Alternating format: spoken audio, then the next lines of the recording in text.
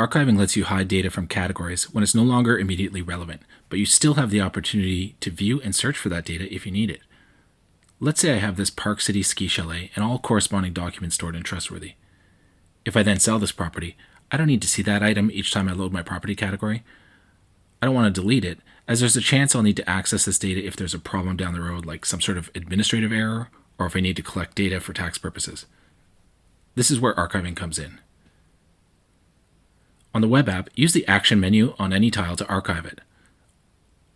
On the iOS app, if you tap into a tile, you can then use the Action menu in the top right to archive it. Once a tile is archived, it's removed from the category page. In this case, I no longer see my ski chalet.